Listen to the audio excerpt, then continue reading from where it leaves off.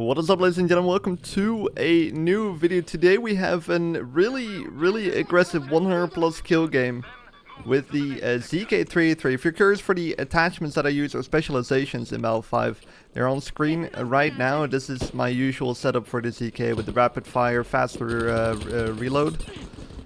So we have a Devastation breakthrough game, and I wanted to kind of give a commentary over it. This is just gameplay, and I kind of want to go through the thought process of when I play the game and when I get these pretty good games. So we're starting off with a flank here on the B sector, which I always do. I wait for the spawn, you could see at the start, and then I take the top spawn so you get close to the B objective and you're there a little faster. And then once we take the sector, I know they spawn near the church, so I instantly start looking that way. I notice there's only one enemy. I keep looking that way. Keep in mind they can come out of that left side of the church right there. So it's very important to know your spawns. Then I like to take the top building here and check your spawn again right there. You see there's there's quite a few players here actually. So they usually start spawning there once we've taken B. This is their base spawn, but also if they can still spawn on B, they'll get these spawns. So I'm trying to get a cheeky headshot here with the Model 27. The range of the one-shot headshot is quite good, so that's why I kind of like to use it for prone players or campers. Now notice they start taking B, so from here I can instantly flank already. Take the player out on the left, and then there's a smoke, so there's probably some players in here. They usually go to this right side here. Check it, then they usually like to take the top spot, so that's the first two things I check right away. No one up here, see dead body though, so it's right, there are those ammo thingies. And then there's a player right there, might be a little too far away, and I do lose the challenge for his SCG-44, got lasered right there. That's how we start, getting revived. There's some good team play in this as well, with Val together. So now we're taking B, there's still a couple of players, I gotta watch out for those players there. Take a lean, take this head glitch. I still have to watch my left here because they can spawn there, but there's a teammate there, so you don't have to check it. That's why it's always good to be aware of where your teammates are exactly located. Now we have taken A and B, so it's good to again check their spawn. I see one player there that's taken out. We took that first sector very quick. It's kind of worthless shooting those players when they're running away and they're too far. So right there, that's kind of a mistake because you're kind of just letting yourself or the enemy team know exactly where you are. So you always have to watch out with the enemies you're shooting. I see a player there in the distance. Here we have the 3 flag sector. So we have A, B, and C, and I usually, especially because I'm using the ZK right now as a close range weapon, I like to go to C because there's a lot more close range stuff going on around C, and there's a bunch of people usually defending on C because it's where they spawn close on that first sector. So take this left flank, always watch out for players up there, get a headshot because it was a sniper. No one on C, but there could still be players here. This is not on the flag. And we take out 2 players right there.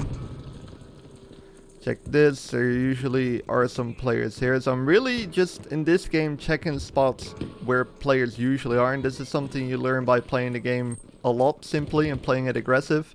Being the first one up. B is empty, C is being taken, so most of the players are probably on A. You can get this cheeky flanker on the window, which I'm taking here.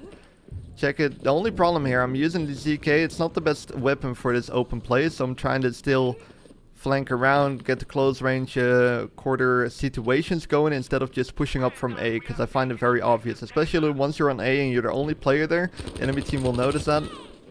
Take out one player there.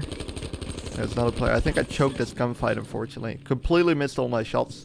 But they know they're flanking, or that I was flanking right there.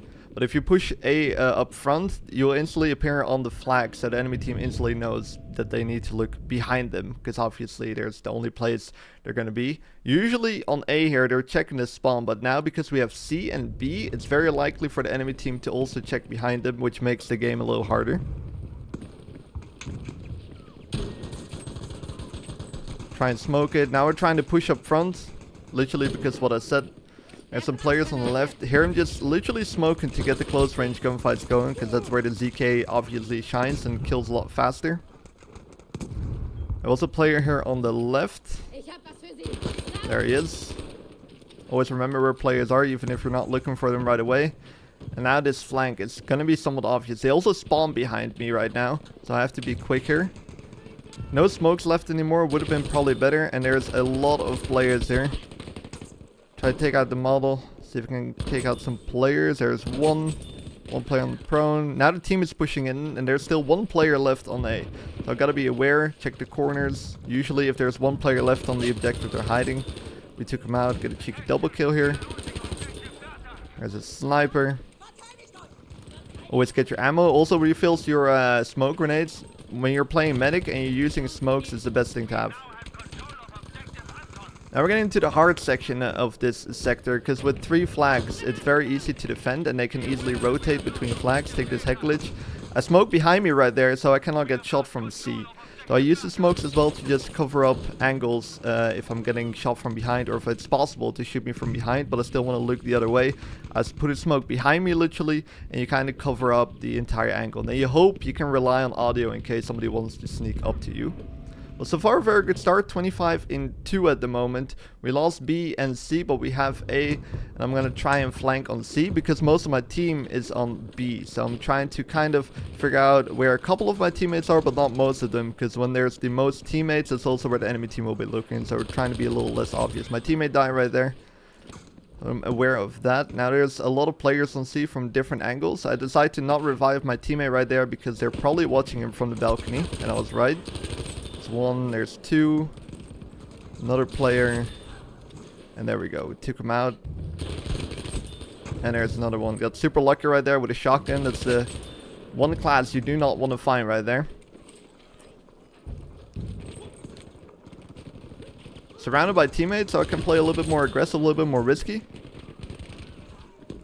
And now they're spawning in this doorway right in front of me. That's where they come if they spawn on C.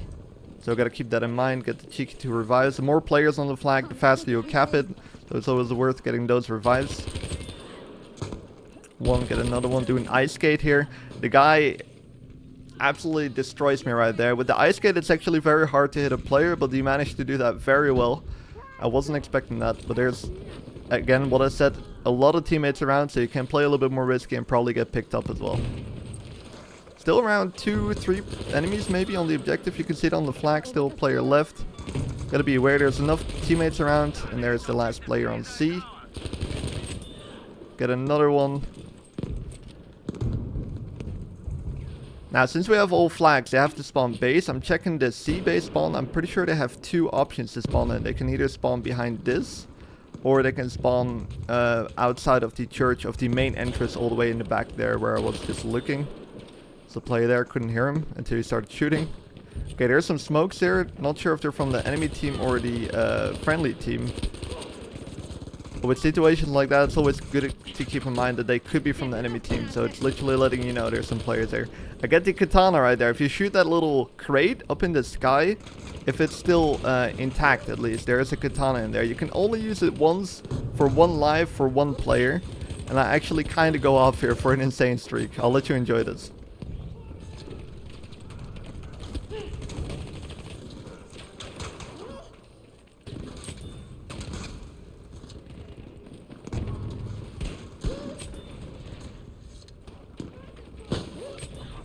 When I'm using the katana, I'm trying to run as close to the edges as possible, because this allows the enemy team to not see me right away, because you want to be obviously up close with the katana. Took me a couple of tries to kill that player. Also keep in mind that with the katana you have faster moving speed, also when you're sliding. So movement is key if you want to try and stay alive while using the katana on Devastation. I mean, a slight problem. They have A and they're taking C right now. C is probably better for me to go, and as I'm turning on right away, because the C is a lot more close range, especially for the katana. A has a lot more open situations, so that's why I decided to not go to A right there, but to move back to C. Player come close. He hasn't even spotted me somehow there, and I was super lucky. Now we're into katana glory here at the moment. There's only close range situations where they can move just around corners and they have no time to respond anymore. It's good to keep your smokes ready like that right there. My entire team took the players out.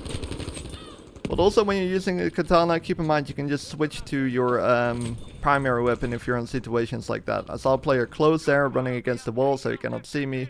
Pull out the katana and he has no way to respond to him anymore. Unfortunately right now we're losing A, which is not really ideal for me using the katana right there. I think I just clipped that right there, that's why I stood still. Now you see some teammates die. As a medic, one of the best ways to know where enemies are is to know where your teammates are dying. It's actually a really easy way to give it away. I'm waiting for them to push me, again, because I'm using the katana. Don't want to push them right there. Still might be some players there. There's some fire, which might mean they have a crocodile tank. Which I think they do right now. I'm not 100% sure. They do. It's in the kill feed. That's also how you can check if there's vehicles around. You can just check the kill feed sometimes and it will give it away if there's players or not in certain vehicles. With that crocodile tank, you're gonna have to watch out because that tank is probably the best thing in Battle 5. Especially with the katana right now, do not want to die necessarily. So we're taking it slow, get some ammo, get the smokes back, very important. And then I decide to move to the B objective here on the 3rd sector. Because the crocodile tank doesn't even really have reach there. Now I notice that the crocodile tank is actually inside the church, so we're gonna have to wait for that to die out pretty much.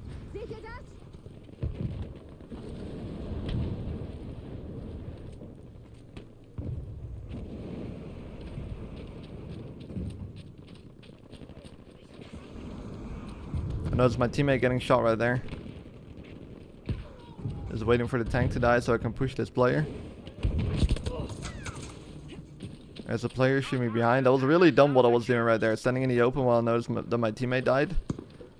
Trying to push up close. And again, he has no time to respawn. Now we're going all the way around. Those teammates can just respawn on me. And they have instantly a very good flank. So that's why I'm kind of going all the way around. Hoping that my teammates will spawn on me. So I'm not alone here. And usually when I go to B here, I try to take this flank. You instantly get a good overview. And usually there's some people camping on that left side fortification, so you get a good overview and you don't instantly get shot from every possible angle, which would happen if you push this objective up front. I know there's a player behind me. Take him out, jump. There's another one. A little risky what I'm doing because he can see my legs, which is really hard for me to do. That's why I'm running away right now and checking. There's still about 2-3 players left on the objective, probably more. There's 3 teammates. And we're still not capping, so there could be like 4 or 5 enemies on the objective. Try and take the flank. Play in that corner. Now here's kind of a guessing game where the enemy team is going to be. Of course I noticed that my teammates has died. I'm checking this right here, because if they spawn on B, they spawn here on your left. I don't know if I'm going to find players here now. Now it's most likely there's no players anymore. I would have already heard them. I decided to take a flank on A. B will probably be taken later by my teammates, but if you get the opportunity to flank A, you probably should take it. And this is a good example of why it's nice to have the model for these type of campers that don't move much.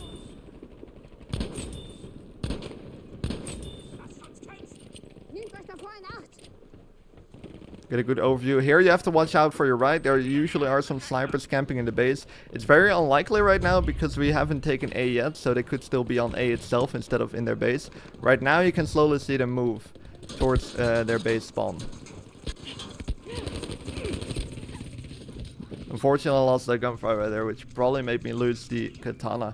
Took a little bit of a risky step right there by being weak and then pushing in, but I was not expecting a player there. 66 in 2 so far. We're taking A and we don't have B yet, so it would usually be more helpful to spawn close to B, but I notice A is not really confirmed. So you can spawn to both A and B here. I got the V1 rocket and now something crazy is about to happen. Check this one out. Notice how I'm on 66 kills right now. I'm about to check the score. There you go. 66 in 3.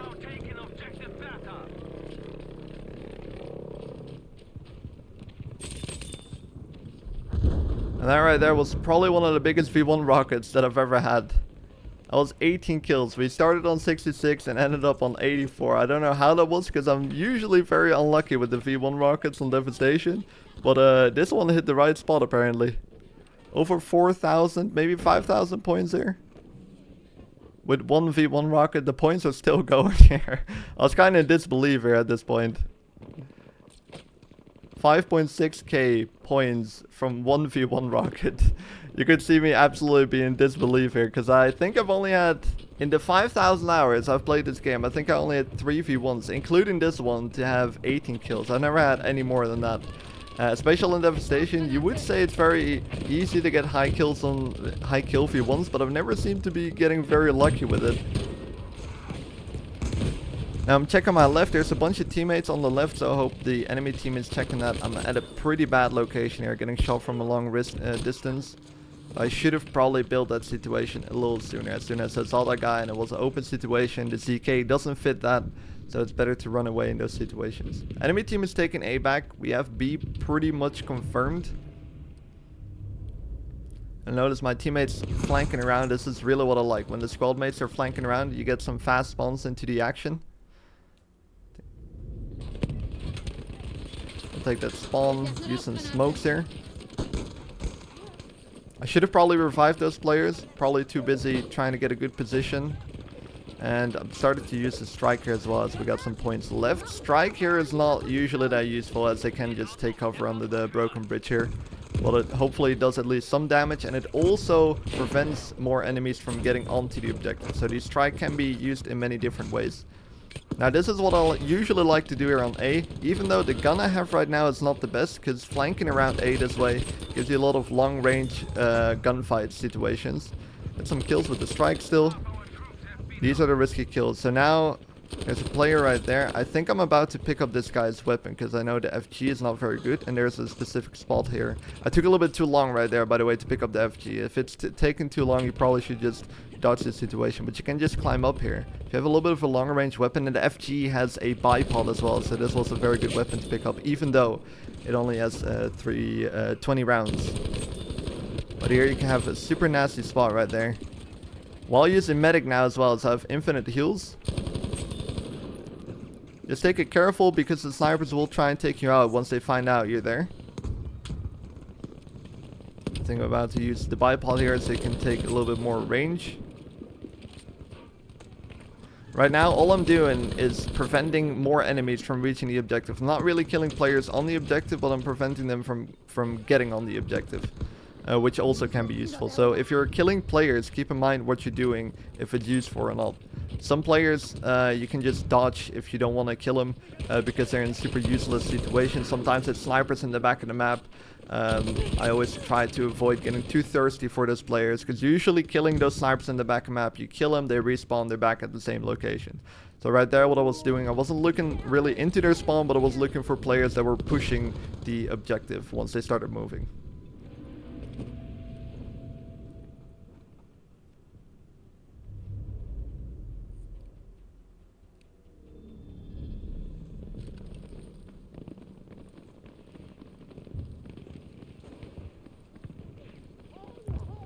Yeah, we're kind of close A. This is already where I start checking the minimap to see where I need to go. We have a flare up there.